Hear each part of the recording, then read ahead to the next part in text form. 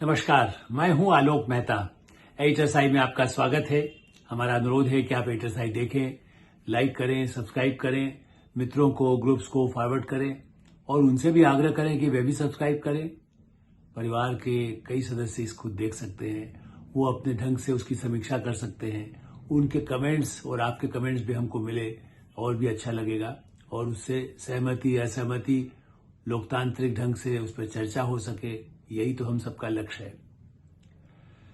न्याय का मंदिर, न्याय का पुजारी, न्याय की देवी, न्याय को लेकर के भारत में जितनी आस्था है उतना शायद विश्व में कहीं नहीं होगा और प्राचीन काल से है। आप चाहे किसी भी दरबार में कहिए, चाहे हमारे देवताओं का दरबार हो, महाभारत काल से लेकर आज तक न्याय की अपेक्षा की जाती रही है। रामायण काल, महाभारत काल या उसके बाद जहांगीर, महात्मा गांधी दक्षिण अफ्रीका में न्याय दिलाने की अपेक्षा उनको थी कि उसके बाद भी चाहे अंग्रेज होंगे लेकिन न्याय की अपेक्षा रहेगी। न्याय मतलब न्याय मिलेगा।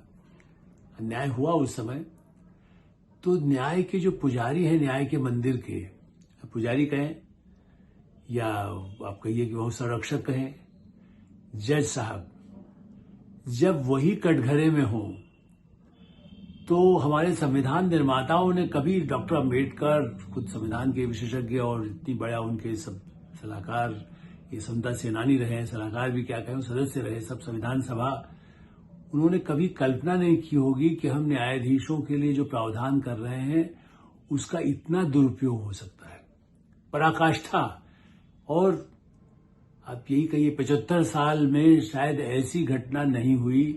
भ्रष्टाचार के बहुत आरोप आए, लेकिन जस्टिस यशवंत वर्मा जी के निवास बंगले के एक हिस्से में, वो आउट हाउस कह लो, इन हाउस कह लो, आउट हाउस क्या होता है जब बंगले का एक हिस्सा है, वहां पर नोट जलाने का बड़ा भारी कांड हुआ, जलने का।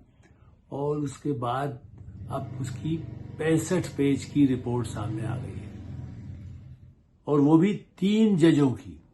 इस पर हम पहले कार्यक्रम कर चुके, उसमें रिपीट नहीं करूंगा, लेकिन अब सार्वजनिक हो गई है और उसमें बाकायदा उस रिपोर्ट में, अब चूंकि मामला आगे बढ़ चुका है, पहले तो बड़ी गोपनीय होती है चीजें, लेकिन अब वो रिपोर्ट सार्वजनिक हो गई है, इसलिए हम दोबारा इस पर चर्चा कर रहे हैं। मैंने जब ये कांड आया था सामने तब इस पर चर्चा की है, इसलिए रिपीट नहीं कर रहा हूं। और लेकिन ये मुद्दा बहुत गंभीर है। रिपोर्ट सामने आने के बाद ये कहा गया है कि प्राइवेट सेक्रेटरी ने जस्टिस वर्मा से जब बात की है, इसके भी प्रमाण मिले, जिसने कहा कि ऐसी घटना हुई है। क्योंकि जस्टिस वर्मा ने कहा मैं तो था ही नहीं, मैं तो वहां शहर में नहीं था, मैं मध्य प्रदेश के किसी ऐसी जगह था जहां फोन से ही संपर्क नहीं। डिजिटल क्रांति के बाद मध्य प्रदेश में जहां तक जज साहब को भी मालूम होगा, और कम से कम गांव के आदमी, दूर दराज आप बस्तर भी चले जाएं तो मोबाइल वहां से काम करता है। और बस्तर तो छत्तीसगढ़ में है, मध्य प्रदेश मैं भी जानता हूं और सब लोग जानते हैं। ऐसा पचमढ़ी आप चले जाएं, अभी बैठक वहां पर हुई है, बीजेपी के बड़े बड़े नेताओं की बैठक हुई है, लेकिन उसके बाद भी कहीं ऐसा होता है क्या? कांग्रेस के नेताओं के बड़े सम्मेलन पचमढ़ी होते रहे हैं, तो क्या वहां मोबाइल नहीं चलता है? दूसरे का फोन ही नहीं मिलते हैं, लैंडलाइन भी काम नहीं करना बंद कर दिया है ये। लेकिन अब साबित हो गया, रिपोर्ट में बात हुई, बताया गया। बेटी ने कह दिया हाँ हमें तो नहीं मालूम था। ऐसा ही है, उन्होंने जब कमेटी ने कितने 35-40 कितने लोगों से बात किया है, और रिपोर्ट में जजेस का तो कोई पूर्वाग्रह नहीं था, जज को उनके ही भाई हैं। उस रिपोर्ट में ये हुआ है कि हाँ वहां पर नोट जले, शराब की बोतलें थी, जिसकी वजह से ऐसा हुआ। आग लगने की घटना और ज्यादा पकड़ गई, चूंकि शराब की पूरा पूरा क्रेट ही रखा हुआ और उसमें आग लगती तो अल्कोहल तो होता ही है, जलने के बाद तो और ज्यादा भड़क जाएगा, पेट्रोल की तरह काम करेगा। वो किस लिए लगी ये तो कोई नहीं जानता। और उसमें भी उसके बाद उसमें 500-500 के नोट थे, किसी उसमें 15 करोड़ बताए गए। अब उसको कोई गिना नहीं था, इसीलिए तो कह रहे हैं। उनके बचाव में वही श्री कपिल सिब्बल साहब, मैंने इसलिए पहले कार्यक्रमों में जिनका जिक्र किया है, जो देश के बड़े नेता हैं, केंद्रीय मंत्री रह चुके हैं, कानून मंत्री, शिक्षा मंत्री, मानव संसाधन मंत्री, आईटी के मंत्री रह चुके हैं और देश के जाने माने वकील हैं। उन्होंने अभी प्रेस कॉन्फ्रेंस करके, जो भी आया जितना वीडियो पर बना करके, उन्होंने इसको कहा है कि नहीं कोई है ही नहीं, सबूत तो है ही नहीं। क्योंकि नेचुरली वो पहले एक महाभियोग से बचा चुके हैं वर्षों पहले, इसलिए आप ये कह सकते हैं कि भाई उनको तो एक्सपर्ट हैं बचाव के लिए। लेकिन राम जेठमलानी यदि इंदिरा गांधी के हत्यारों का लिए केस लड़े थे कि इन्होंने तो किया नहीं, तो क्या उनको नहीं सजा हुई, फांसी नहीं हुई? यदि कोई वकील खड़ा हो कसाब के लिए खड़ा हो कि नहीं इसने तो कुछ किया नहीं, तो क्या होगा? क्या कहा जाएगा कि नहीं हुआ? इसके प्रमाण सब मिलते हैं। लेकिन हाँ, फांसी हो सकती है किसी और को 10 साल 20 साल की सजा हो सकती है, कटघरे में रह सकता है। लेकिन जज, इसीलिए मैंने संविधान निर्माताओं से बात किया, जज के लिए कोई भी उसको आप हटा नहीं सकते। तो नियुक्त हो गया तो उसके बाद तो जीवन पर्यंत आप उस पर एफआईआर, कहा गया भाई एफआईआर नहीं की गई। एफआईआर इसलिए कि न्यायाधीशों पर, हाई कोर्ट के जज यशवंत वर्मा जी कानूनी संवैधानिक कारणों से फायर ब्रिगेड और पुलिस ने उस तरह से एफआईआर दर्ज नहीं की। जजेस के खिलाफ एफआईआर नहीं हो सकती है, उसका भी फायदा मिला है इनको। और इसलिए पूरी जांच करके कितने ही लोगों से, गवाह से, परिवार के लोगों से, कर्मचारियों से प्रमाणित हो गया और इसीलिए उसमें कहा गया कि इनको हटाया जाना चाहिए। लेकिन जज साहब बड़े हुए, सबूत लाओ, चूंकि निश्चित उनको मालूम है कि वेंकट स्वामी केस में कपिल सिब्बल ने बचा लिया था, और वो भी कभी उन्होंने बचाने में शायद वो सफल नहीं होते। एक सदन में पास हुआ, दूसरे सदन में दक्षिण भारत की, चूंकि नरसिंह राव जी की सरकार थी, दक्षिण भारत के लोगों को जरा ध्यान रखना था, और भी कुछ मंत्री थे। तो दूसरी बातें और मैं अभी इस पर चर्चा नहीं करूंगा, लेकिन मैं जानता हूं उस समय वो भी मैंने महाभियोग का जब हुआ था सदन में, मैं मौजूद था वहां पर राज्यसभा में, जो कपिल सिब्बल साहब ने लंबी चौड़ी बहुत जोरदार, मैं आज उनकी भी वकालत की मैं उनकी तारीफ करता हूं। और वकील का काम है कि अपराधी हत्यारा हो, तब डाकू हो, तब भी उसका बचाव करे कि नहीं डाकू तो ही डाला ही नहीं, तो कभी देखा नहीं, मासूम है। लेकिन कानून मंत्री रह चुके हैं और वो उनकी पैरवी कर रहे हैं। नेचुरली पुराने संबंध रहे होंगे, यही तो यशवंत वर्मा जी की खुशबू को है। करोड़ों के नोट घर में बरामद हो, मैंने उसको जलाए हुए मिले, नोट के टुकड़े मिले। फायर ब्रिगेड ने कहा, उनके कर्मचारी जो वहां से सफाई किया, और उस बातचीत करते हुए कह रहे ये जल गया। गांधी का फोटो होता है ना, जो इस तरह के नीचे के कर्मचारी होते हैं वो गांधी जी कहते हैं लोग, गांधी जी हो गया। फोन किया गया तो वहां से वो आए, उसके बाद अगले दिन फिर और भी जब तक नहीं हुआ, कई दिन तक तो मामला दबा रहा। चलिए, हम पृष्ठभूमि सबको पता है इसलिए नहीं। रिपोर्ट आने के बाद भी जस्टिस वर्मा इस्तीफा, अभिषेक सिंह भी एक और बड़े वकील हैं, वो भी अब ये अपील कर रहे हैं। वैसे कपिल सिब्बल तो उनके लिए खुल करके सामने आए, वो कह रहे हैं कि भाई इस्तीफा नहीं देंगे तो बड़ा जुडिशरी पे सवाल हो जाएगा। क्यों नहीं होना चाहिए? जज जो है वो क्या सबसे ऊपर है? राष्ट्रपति पर आप महाभियोग चला सकते हैं, आप प्रधानमंत्री के खिलाफ कर सकते हैं, लेकिन जज पर कैसे कर सकते हैं? जज के बारे में, अरे जजेस के बारे में कोई आएगा तो विश्वसनीयता खत्म हो। क्यों? विश्वसनीयता गिर गई है। इनकी अकेले नहीं, कितने और भी मामले सामने आए हैं जज के भ्रष्टाचार पर। जज के चीफ जस्टिस जो रहे हैं, कितने ही चीफ जस्टिस कह चुके हैं कि अदालतों में गड़बड़ है, भ्रष्टाचार है। अभिषेक सिंह साहब अब कह रहे हैं नहीं, किसी जजों की गरिमा गिरेगी। भाई, लोगों का भरोसा उठ रहा है। हाँ, ये पहला ऐसा प्रकरण, जहां मैंने प्रारंभ में भी कहा, भ्रष्टाचार के आरोप तो कई आए। विनीत नारायण ने तो एक सीरीज चला दी थी, एक चीफ जस्टिस तब थे उन पर, तो बेचारे उनके ऊपर केस हो गया था बड़ा कंटेम्प्ट का, वो मैंने पहले चर्चा कर चुका हूं, उसकी चर्चा रिपीट नहीं करता। लेकिन जजेस के बारे में भ्रष्टाचार के मामले पहले आए, लेकिन हाँ, ऐसा मामला नहीं आया जिसमें नोट भी बरामद हो, जहां पर जले हुए, चाहे जले हुए हो, उसको छिपाने की कोशिश हो। उसके बाद भी जब कहा गया, चीफ जस्टिस भी मान गए, इसलिए तो जांच कमेटी बनाई। दिल्ली के हाई कोर्ट के चीफ जस्टिस ने फिर 3 आदमी की कमेटी बनाई। उनको भी हो गया था कि भाई केस तो करना पड़ेगा, केस कितना दबाएंगे, सार्वजनिक रूप से पता चल रहा है। एक बंगले के बाहर, जज के बगल, वहां फायर ब्रिगेड पहुंचा, कब पहुंचा, ये सवाल ये है कि वहां इतने नोट व्हाइट उसमें रखे हैं, शराब की बोतलें भरी पड़ी हैं, पता नहीं तो वहां कितनी क्रेट आकर के रखी होगी। और उसके बाद नोट के अंबार बोरियों में भरे हुए, बोरियों में नोट भरे हुए थे। नेताओं का तो हमने सुना था, और शायद इसीलिए चूंकि कई खबर हो गई थी, कहीं छापा वापा पड़ेगा, ऐसा लोग ये भी आरोप लगाते हैं। हम नहीं कह रहे कि छापे पड़ने के डर से कहीं आग लगवा ही दी गई। जबकि जज साहब, देखिए, उनका पक्ष जरूर मैं कहूंगा, हमारा कोई पूर्वाग्रह नहीं, हमने कभी उनसे नहीं किया, हमारा उनके प्रति कुछ नहीं है। लेकिन हाँ, ये सही है कि उन्होंने, श्री जस्टिस यशवंत वर्मा जी का कहना है कि सब पूर्वाग्रह है, मुझे वैसे फंसाया जा रहा है, मेरा कोई मतलब नहीं है, मुझे तो मालूम नहीं है, मेरे यहाँ पैसा कैसे आया, उस तरफ तो मैं जाता नहीं हूं। अरे नोट का तिजोरी में हमको जाना पड़ता है क्या? अकाउंट्स में आदमी कोई काम करता है किसी कंपनी में भी तो नोट के वहां खजाने में उसको हाथ लगाता है क्या? अरे बोरियों में नोट भरा है, जब जिसकी जरूरत होगी काम करेगा। सेक्रेटरी देखता है, विश्वसनीय आदमी जो है वो प्राइवेट सेक्रेटरी मान लिया, हाँ साहब ने फोन तो किया था। और अब ये भी पकड़ में आ गया, वीडियो से जांच कमेटी रिपोर्ट देखी, उस समय की वीडियो जो रिकॉर्ड है जिसमें नोट जले हुए दिखाई दिए हैं साफ साफ। तो ऐसी स्थिति फिर भी वो कहते हैं कि साहब हम क्यों दें, क्योंकि जज को आप हटा नहीं सकते। उनका तबादला कर दिया गया इलाहाबाद हाई कोर्ट में, वो अभी भी उसके हिसाब से उनको वेतन नहीं, इस्तीफा देने को तैयार नहीं है, क्योंकि वो जानते हैं कि हटा महाभियोग तो संसद में आएगा, जैसे कपिल सिब्बल साहब बचा लेंगे हमको, और तब तक उतने समय तक तो हम ऐश कर सकते हैं, उसके बाद भी। अच्छा ये सही है कि भ्रष्टाचार कैसे स्थापित करेंगे आप? नोट किसके थे? कपिल सिब्बल साहब का ये भी तर्क है कि नोट का कॉपी लाइए, नोट एक नोट लाइए, 10 नोट लाइए, किस बैंक से आए थे हम बता देंगे, किसके खाते से निकले थे। ब्लैक मनी आया, बैंक से सीधा तो आया नहीं, ऐसी तो ब्लैक ही होती, बोरियों में भरा हुआ नोट।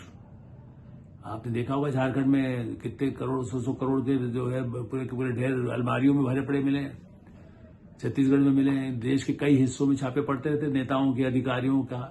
कोई जज साहब से किसी का कोई दुश्मनी नहीं थी, लेकिन हाँ जुडिशरी में भ्रष्टाचार है, ये मेरा कहना नहीं है। आप किसी के वक्तव्य पुराने जस्टिस को उठा लीजिए, उन सब का ये मानना है कि निचले स्तर पर था। ये नहीं कहते कि पूरे सभी जगह है, और मैं भी मानता हूं कि हर क्षेत्र में 90% ईमानदार लोग होंगे, 10% से ही तो गड़बड़ है, लेकिन 10% भी बहुत बड़ा होता है। यदि वो करते हैं तो दूसरे को लिए उनकी भी विश्वसनीयता खत्म होती है। इस्तीफा दे देते तो मामला दब जाए, उन पर कोई केस नहीं होगा। एक ये फायदा देखिए, हो सकता है कि पार्लियामेंट में भी जब सवाल है तब तक वो इस्तीफा दे दें। पहले के केसेस में यही हुआ, जब ये दो ऐसे प्रकरण आए तो उनका महाभियोग चलने से पहले इन्होंने इस्तीफा दे दिया, तो मामला आगे बढ़ा ही नहीं। मेरा मानना है कि यदि कहीं से भी अनुचित कार्यों के कारण पैसे की कमाई हुई, वो पैसा मिला, क्या वो अपराध नहीं है? उसको छिपाने की कोशिश की अपराध नहीं है, तो सजा क्यों नहीं मिलनी चाहिए? यदि वो इस्तीफा भी दे दे तो सजा क्यों नहीं होनी चाहिए? मेरा तो इस पर आपत्ति। मेरी आपत्ति ये नहीं है कि महाभियोग में कांग्रेस पार्टी किसका साथ देगी। कपिल सिब्बल साहब से एक बार हमने कहा कि कांग्रेस ने कहा नहीं, अब कांग्रेस में नहीं हूं मैं, अब दूसरे। अरे भाई वो किसी पार्टी से आगे राज्यसभा में हैं, पहले भी लालू यादव की उस तरफ पार्टी से भी रहे, किसी पार्टी से, जो भी राज्यों की सरकारों में जिनके ऊपर केस होते हैं वो सब उनको बना लेते हैं और राज्यसभा भेज देते हैं, वो अलग बात है। महान बहुत बड़े वकील हैं, नेचुरली उनकी योग्यता है तो राज्यसभा के लायक है वो कानून पर अच्छी बात कर सकते हैं, तर्क दे सकते हैं, इसलिए भी उनका सम्मान है, हम भी सम्मान करते हैं। लेकिन उनका ये तर्क नोट लाइए, अब देखिए कहीं कोई जासूस पकड़ा गया तो कहा कि वो कहाँ उसको वहां पैसा मिला था, तो उसका वो लाइए, वो पैसा कहाँ कहाँ खर्च किया उसने, नोट का तो कागज दिखाइए।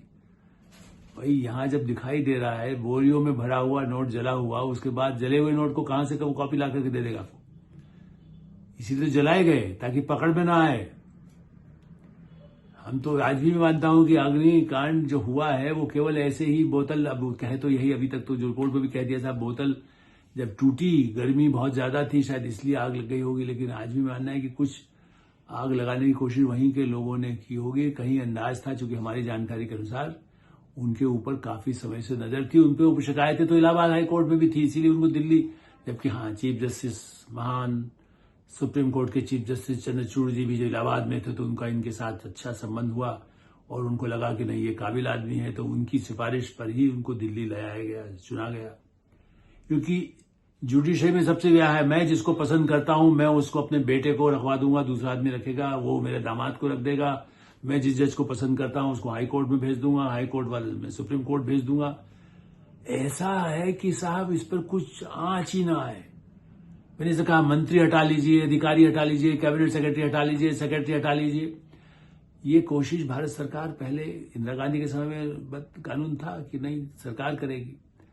अब बीच में कुछ जो संशोधन वगैरह हो गए उसके आधार पर अब वो कहते हैं कि हमें तो बदलिए मत, नहीं तो ये कब से मांग है कि न्यायिक आयोग बने बाकायदा, उसमें से चयन किया जाए, सरकार का भी नेता हो, राष्ट्रपति हो, कोई और लोग हो जो चयन करे जजेस का। जज भी रहे, हम ये नहीं कह रहे जज नहीं रहना चाहिए उसमें, लेकिन वही चुने, खाली उसका अधिकार सिर्फ जुडिशरी को है, उनके ही लोग, वो जिसको मन चाहे करे, और उसमें सरकार का कोई, भाई लोकतंत्र में जनता का कोई अधिकार नहीं है। इंदिरा गांधी तक अधिकार था, नरेंद्र मोदी करेंगे तो पक्षपात हो जाएगा। उस समय के पक्षपात की कहानियां तो भरी पड़ी हैं किताबों में, आप कहीं देख लीजिए, मेरे पास भी रखी हैं बहुत सारी। और जो अच्छे ईमानदार लोग रहे हैं उनकी भी कहानियां बहुत सारी हैं। आप नरीमन को देखिए, सोली सोराब जी को देखिए, अच्छे अच्छे वकील हुए हैं भारत के देश में, जिनको आज भी उनको जाने पर लोग नतमस्तक होते थे, जज भी खड़े हो जाते थे, उनको लगता था कि नहीं, कानून पर इनसे ही समझने की जरूरत है। तो ऐसे हमारे भारत में न्याय के आधार पर आजादी और लोकतंत्र स्थापित हुआ और जज अड़े हुए हैं। अब ये है, सदन में आएगा। पिछली बार क्या हुआ था वेंकट स्वामी केस में, लोकसभा में इसलिए आधार पर पास नहीं हुआ तो बाद में वो महाभियोग नहीं हो पाया।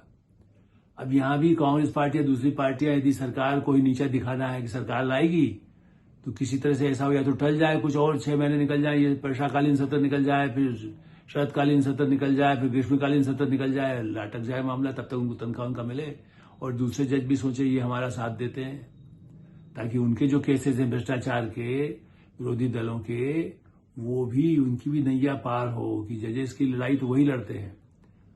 तो मेरा निवेदन है कि जज का तो बिल्कुल देवी देवताओं का जो मंदिर नहा करके जैसे होता है ना, कम से कम कपड़ों में रहते हैं कि साहब हम सब कुछ पूजा कर रहे हैं और प्रसाद जो देंगे वो पवित्र होगा। भोजन भी वही बनाते हैं जहां ऐसे पुराने मंदिर हैं, प्रसाद भी वही बनाते हैं भगवान को देने। तो जो पुजारी हो वो पवित्र नहीं होगा तो लोगों की आस्था कैसे होगी? यदि वही अपवित्र हो, वही गंदगी हो, वही उसका उस पर आरोप हो, तो किस तरह से होगा? और सामान्य बात है कि जब आरोप आने पर पदों से पार्टी का अध्यक्ष तब हटाया जाता है, चाहे वो सबूत बाद में आता रहे। आरोप आने के बाद ही इस्तीफा देते हैं। हवाला कांड में ऐसा खुद अडवाणी जी ने किया, लक्ष्मण ने किया, और भी पार्टियों के नेता आते हैं, जब कभी होता है तो उनके इस्तीफे हो गए, बाद में चाहे फिर वो बन गए, फिर चाहे प्रधानमंत्री बन जाए। कोई भी आरोप लगने से हम ये नहीं मानते प्रमाणित होता है, लेकिन कोई भी किसी भी पद पर जा सकता है। जो पूर्व प्रधानमंत्रियों का हमें मालूम है, उन पर कई केसेस ऐसे आए, प्रधानमंत्री से हटने के बाद भी ऐसे केस हुए, नरसिंह राव पर भी हुआ। ऐसी स्थिति में जज इस्तीफा दे दे तब भी मेरा मानना है कि इसके बाद भी कानून होना चाहिए। यदि वो राजनीतिक कारणों से यदि उनको दबा भी दिया जाए, महाभियोग उनको नहीं निकाला जा सके, तो भी या तो उनके ऊपर न केवल इस्तीफा हो, इस्तीफे के साथ कार्रवाई होनी चाहिए और जल्दी से जल्दी संविधान के सारे कानून बदल करके इस आधार पर होना चाहिए कि जज की नियुक्ति खुद जज नहीं करेंगे, वो एक उसमें भागीदार हो सकते हैं निर्णायक मंडल में, लेकिन जज की नियुक्ति लोकतांत्रिक परंपरा से लोकतंत्र के भी प्रतिनिधियों के साथ हो। यही देश की अपेक्षा है। एटरसाई में यही विराम देते हैं। आप एटरसाई देखते रहें, लाइक करें, सब्सक्राइब करें, मित्रों को, ग्रुप्स को फॉरवर्ड करें और आपकी कोई राय हो तो हमें अवश्य अवगत कराएं। धन्यवाद, नमस्कार।